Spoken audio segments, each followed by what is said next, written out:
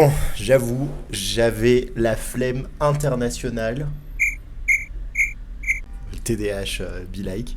Je viens de voir des gens passer. Voilà, ça m'a complètement...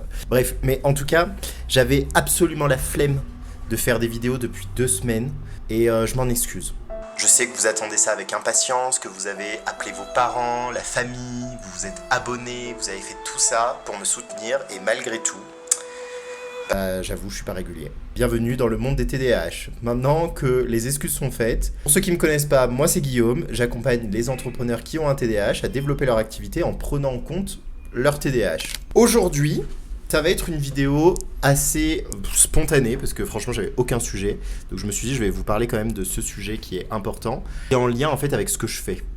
Parce que souvent, quand on veut travailler avec moi, on sait pas trop ce qu'on va travailler ensemble. Et je comprends parce que j'en parle pas forcément, parce que forcément j'oublie de parler de ça et moi j'ai l'impression que tout le monde est au courant de ce que je fais, mais pas forcément tout le monde. Donc on va parler de ça aujourd'hui. J'ai envie de vous parler de ma vision d'un entrepreneur TDAH régulé. C'est parti, on y va. Alors déjà, qu'est-ce que c'est qu'un TDAH non régulé ? En tout cas, dans un entrepreneur TDAH non régulé, c'est voilà, un entrepreneur qui va être en surcharge aussi, qui va avoir du mal à accomplir ce qu'il veut, qui va changer de projet tous les 4 matins, qui va être en dysfonction exécutive très souvent, qui va se donner des objectifs de malade mental qu'il ne va absolument pas accomplir parce que c'est trop de tension, qui va être en surcharge à chaque fois qu'il va vouloir juste faire ses tâches, il ne va pas réussir à les faire. Et il va être distrait, il va faire autre chose, il va culpabiliser et surtout à un moment donné il va penser que l'entrepreneuriat n'est pas fait pour lui ou bien qu'il faut absolument qu'il force comme un malade. Donc ça on arrête parce que c'est la version non régulée. Maintenant, qu'est-ce que moi j'ai envie de vous offrir avec mes accompagnements, mes vidéos, bref tout ce que je fais, c'est de vous emmener d'un profil TDAH entrepreneur non régulé à un profil entrepreneur TDAH régulé. Et donc qu'est-ce que c'est qu'un entrepreneur régulé? C'est un entrepreneur qui, malgré son TDAH, l'utilise comme une force, n'est plus en train de culpabiliser à chaque fois qu'il se dit qu'il va faire quelque chose mais qu'il ne le fait pas, qui n'a pas besoin de se forcer de ouf pour mettre en place les choses et qui a des résultats, parce que c'est aussi important. Ça veut dire qu'un entrepreneur qui a un TDAH régulé, il va réussir à mettre en place des choses, même si c'est pas forcément comme il avait imaginé, mais il va réussir à mettre en place des choses, et surtout, il va réussir à un moment donné à avoir des résultats, à être satisfait de lui-même, et donc cette fierté qui va enfin venir, et qui va vous permettre justement d'être encore plus ambitieux et d'avoir des rêves qui se réalisent enfin. Donc si c'est votre cas, que vous avez envie d'être dans ce cas-là, qu'aujourd'hui vous galérez un peu avec votre business et que ça peut fonctionner des fois, mais ça peut vite retomber et en fait c'est tellement aléatoire qu'à un moment donné ça vous bouffe énormément d'énergie, là on va parler justement de quels sont les 3 aspects à prendre en compte quand on a envie de devenir un entrepreneur TDAH régulé. Bon, c'était une longue intro, c'est parti, on y va directement, c'est la plus longue intro que j'ai fait. Alors déjà, il faut comprendre qu'il y a moi je travaille sur 3 aspects qui sont pour moi essentiels quand on a envie d'être régulé. Il y a l'aspect interne, je vais vous les développer chaque aspect, l'aspect organisationnel et l'aspect marketing. Donc ça, c'est les 3 aspects pour que votre business, finalement, il grandisse en prenant en compte qui vous êtes. L'aspect interne, c'est quoi ? C'est déjà quand on est en entrepreneur, c'est nous le moteur de notre business. Donc si nous... on a des blocages inconscients, notre système nerveux il est en PLS, ou bien qu'on a trop peur de passer d'une étape, voilà. Il y a plein de choses qui vont nous bloquer finalement dans la mise en action de l'organisation, de la structure, de la stratégie, du marketing. Ce qui fait que du coup vous allez être bloqué. Et souvent, quand ça c'est pas réglé, ça crée des entrepreneurs qui vont avoir du mal à commencer, avoir du mal à dépasser leurs peurs, qui vont tout le temps être en train de sentir qu'ils ont une sorte d'élastique, tu vois, qui les remet, qui les fait revenir toujours au même endroit. Et donc, malgré les efforts, ils vont toujours rester au même niveau, en fait. Ou bien, ils vont avoir toujours ce plafond, en fait, au niveau finance, ou bien au niveau des résultats qu'ils vont avoir, malgré le fait qu'ils essayent plein de trucs, ils vont toujours avoir à peu près le même niveau. Le même niveau de salaire, le même niveau de vie, les mêmes résultats. Donc, il n'y a rien qui va vraiment progresser. Et ça... Au début, ça peut passer jusqu'au moment où ça commence à devenir vraiment, vraiment ennuyant. Parce que le temps passe, l'argent ne rentre pas. Tu as une entreprise, c'est un peu le but d'une entreprise quand même. Donc c'est vrai qu'après, t'en as gros sur la patate.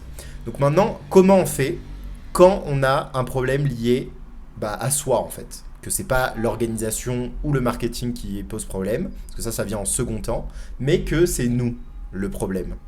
Eh bien, il y a 3 aspects qui sont essentiels de checker en fait pour pouvoir passer à un autre niveau. Il y a l'aspect système nerveux. Donc votre système nerveux, c'est tout ce qui va vous empêcher finalement de passer à un autre niveau s'il est en surcharge. Donc le système nerveux, il y a il y a beaucoup de 3 là dans ce que je dis. Il y a 3 états du système nerveux. Il y a le système nerveux qui est en mode panique. Qui est en mode panique, à tout moment je vais crever, et donc du coup, ce mode panique va activer 2 modes, soit le mode figement, soit le mode attaque ou fuite. Voilà. Et ensuite, vous allez avoir le mode relaxation, détente. Alors, il faut savoir que les neurotypiques, de manière générale, ils sont dans un état de détente, relaxation, la plupart de leur temps. Quand tu as un TDAH, c'est l'opposé.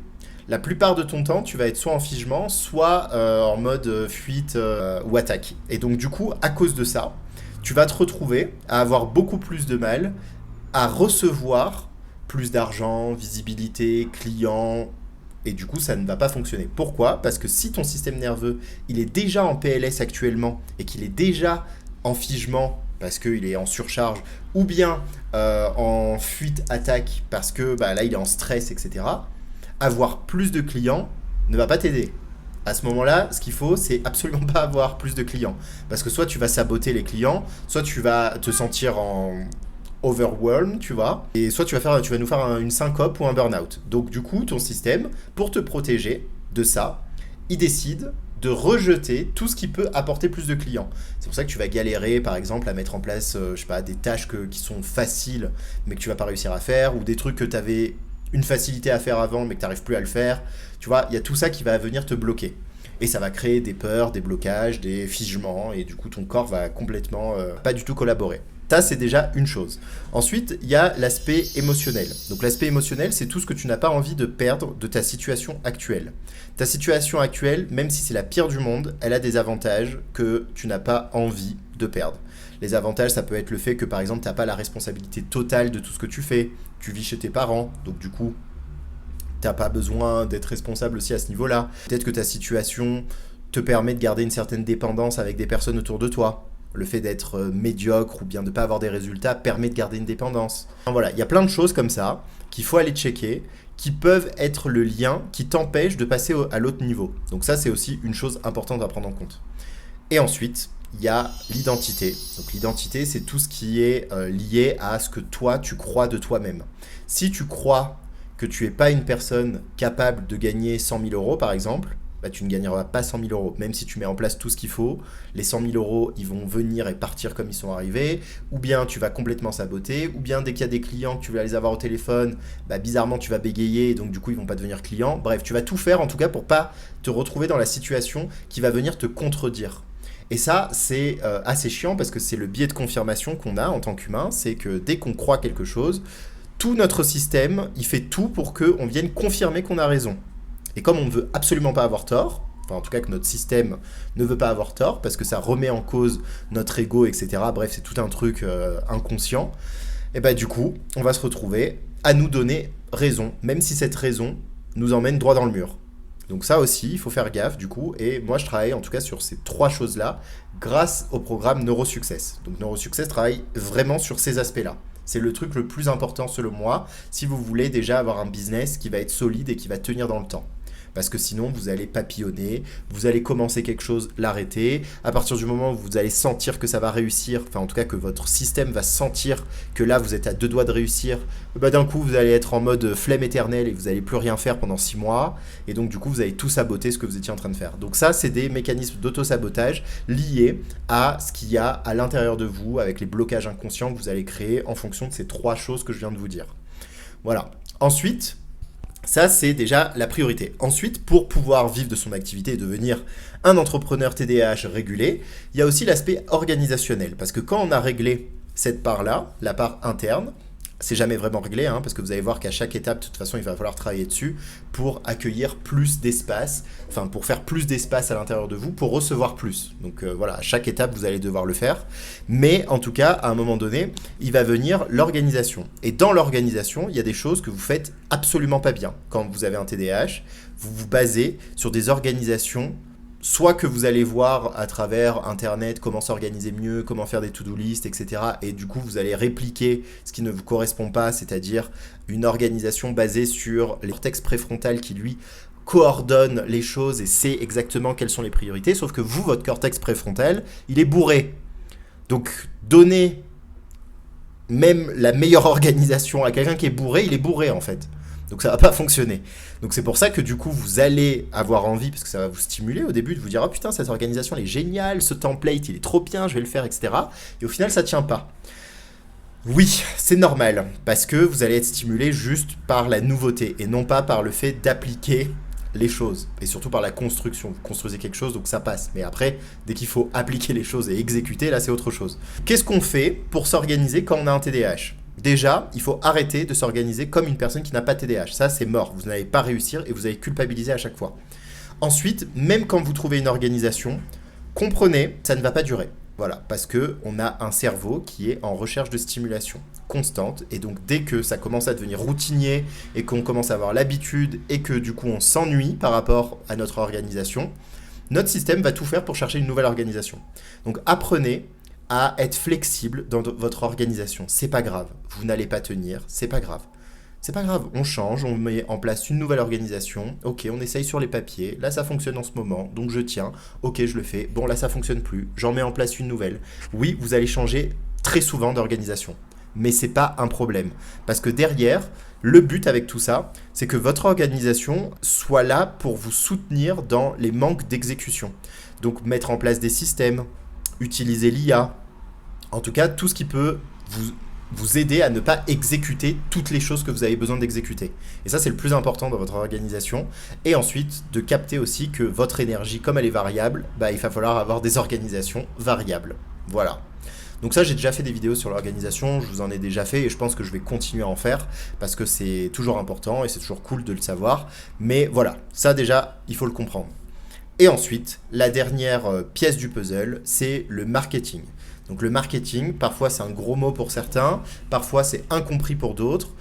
Sachez que le marketing, c'est juste un moyen d'être efficace dans la vente de vos services. Donc c'est de créer un système efficace qui va vous permettre de vendre vos services. Donc ça, c'est basé sur la psychologie humaine, c'est pas basé sur comment je fais pour gratter un maximum d'argent. Pas du tout. Alors le but, c'est quand même de gagner de l'argent, mais c'est aussi d'aider vos clients quand vous vendez du service. Donc voilà, moi, si vous travaillez avec moi, on n'est pas dans la vente à tout prix, on est dans la vente aux bonnes personnes et surtout que vous trouvez, on va dire, un système marketing qui vous correspond.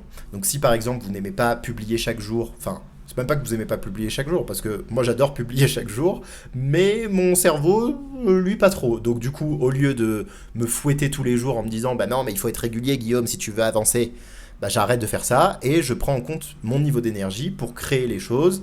Donc là l'organisation se met en place pour que justement derrière, je n'ai pas besoin de créer du contenu tous les jours, mais peut-être une fois, j'en fais plein, et du coup, après, je les cale sur la semaine, et après, il y a des moments où il y aura des trous, et c'est pas grave, je vais pas me tuer, voilà, enfin, vous voyez, vous comprenez. Et il y a des choses aussi, c'est capitaliser sur qui vous êtes pour créer votre marketing. Il y a des gens qui vont être très bons pour exprimer leurs idées, d'autres qui vont être très bons pour faire des lives, d'autres qui vont être très bons pour rencontrer des gens en présentiel, peu importe sur quoi vous êtes bon, on peut capitaliser dessus pour rentrer, on va dire, dans les fondations marketing. Et ça, moi, c'est ce que je fais aussi avec mes clients. C'est pas moi qui oblige les gens à faire d'une certaine manière, comme on voit partout, mais je m'adapte en fait à ce que toi, tu es, ce que tu as envie de faire, ce qui est important pour toi, tes valeurs, etc., pour qu'on crée un système marketing qui te correspond et qui va te permettre de le faire sur du long terme. Donc ça aussi, c'est très TDAH. Parce que quand on a un TDAH et qu'on n'a pas de plaisir à faire les choses et qu'on commence à s'ennuyer dans ce qu'on fait, c'est mortel. On n'a plus envie et on ne va pas le faire. Donc même si on sait que c'est logique, qu'il faudrait le faire, que ça a un intérêt, si nous on n'a pas envie, alors vous pouvez nous pousser pendant 10 ans, on ne va pas réussir à le faire dans tous les cas. Donc voilà, il faut le prendre en compte. Et ça, c'est les 3 aspects à prendre en compte, en tout cas selon moi, pour vous aider à débloquer votre activité. Vivre de votre activité, être épanoui dans ce que vous faites, parce que c'est quand même important, on ne fait pas juste ça pour avoir une activité qui tourne, mais aussi pour être épanoui. Et du coup, voilà, moi, c'est comme ça que je travaille. Aujourd'hui, j'ai plusieurs offres qui permettent, en fonction de ce que vous avez besoin de travailler, de vous accompagner. Par exemple, j'ai un accompagnement il s'appelle NeuroSuccess. Comme je vous ai dit, lui, c'est pour travailler uniquement sur la partie interne. Donc comme on travaille sur la partie interne, on a besoin de grosses sessions parce que c'est des sessions un peu de thérapie, entre guillemets, où on va aller à l'intérieur de votre inconscient, on va aller creuser dans votre inconscient qu'est-ce qui peut bloquer, on va aller débloquer des choses, donc du coup il y a des émotions qui vont pouvoir se libérer, etc. Donc il y a besoin d'un espace qui est assez grand en fait, où on va pouvoir expérimenter tout ça. Moi, j'ai la capacité d'aller lire dans l'inconscient et d'aller traduire, on va dire, les messages inconscients. Parce que l'inconscient a une façon de parler qui n'est pas du tout la même que votre conscient. Donc c'est en symbolique, c'est ce genre de choses. Et donc moi, j'ai cette capacité de traduire aussi avec vous. Et donc on fait ce travail-là. Ensuite, pour les personnes qui ont déjà fait ce travail, qui pour eux, elles n'ont pas de blocage particulier pour avancer, mais qu'elles ont envie de mettre en place des systèmes, là, j'ai d'autres programmes d'accompagnement qui vont être orientés justement pour mettre en place des systèmes. Et ensuite, j'ai aussi des accompagnements, donc par exemple Access Plus, où là c'est plus en mode suivi, c'est-à-dire que vous êtes déjà assez autonome dans votre façon de faire les choses, mais votre seul problème c'est que quand vous êtes face à vous-même, vous n'y arrivez pas, et donc vous avez envie d'avoir un sort de feedback constant et annuel, et vous avez des sessions illimitées de 20 minutes où on va pas faire de thérapie, on va pas faire tout ça, on va juste aller à l'essentiel et vous dire ok, qu'est-ce qu'il y a besoin de mettre en place, t'as besoin de mettre en place ça, ok, tu mets ça en place, et donc en fait tu le mets en place, et ensuite après on se voit et on fait un avancé comme ça. Donc ça aussi c'est quelque chose qui peut être mis en place. En tout cas, peu importe là où vous en êtes, si vous sentez que c'est quelque chose que vous avez besoin, que ça vous intéresse, que vous êtes motivé pour vraiment mettre en place tout ça, pour plus subir on va dire votre business, mais devenir acteur de votre business en prenant en compte votre TDAH, vous pouvez me contacter directement dans la description. Vous avez un lien pour avoir un audit offert avec moi. Donc cet audit, il dure 30 minutes. Il va vous permettre déjà de mettre de la clarté là-dessus, de voir où est-ce que ça bloque entre ces 3 piliers que je vous ai donnés. Et en fonction, je peux vous proposer une offre ou pas. Mais quoi qu'il arrive, vous en ressortirez avec des informations qui vont pouvoir vous aider. Ensuite, soit vous les appliquez tout seul, soit vous venez les appliquer avec moi. Aussi une chose, si vous prenez cet audit et que derrière... parce que ça aussi, j'en ai eu pas mal en ce moment. Si derrière, vous ne venez pas à l'audit, sachez que vous n'aurez plus accès jamais à des audits gratuits. Ce qui fait que derrière, si vous avez envie de travailler avec moi, le seul moyen de travailler avec moi, ça sera directement de prendre une offre. Mais bon, c'est pour ça que du coup, je vous invite à ne surtout pas me faire de lapins. Parce que les lapins, je déteste ça. Je préfère les chats. Voilà, sur ce... Ah oui, et autre chose. Je vais aussi lancer une masterclass la semaine prochaine, vendredi. Donc si vous êtes intéressé par cette masterclass, pareil, je vous invite à aller dans le lien qui est en description, le deuxième lien cette fois-ci, pour vous inscrire à ma newsletter ou bien à la masterclass. Je ne sais pas si je l'aurai créé entre-temps, mais en tout cas, via ce lien, inscrivez-vous, mettez votre mail. Comme ça, vous allez être informé quoi qu'il arrive. Et vous pourrez justement participer à la masterclass. Ça sera une masterclass d'1 heure où je vais parler de comment faire pour bien commencer sa rentrée sur 3 piliers. Voilà, donc on va travailler justement sur ces piliers, ce que je viens de vous décrire aussi, et vous allez voir certains aspects pour avoir une vision claire, etc. On va voir tout ça. Donc si ça vous intéresse, inscrivez-vous en description, et puis moi je vous dis sûrement la semaine prochaine si et seulement si j'y arrive et que j'ai pas la flemme de faire la vidéo. Bref, bisous à tous et je vous dis à très vite. Ciao.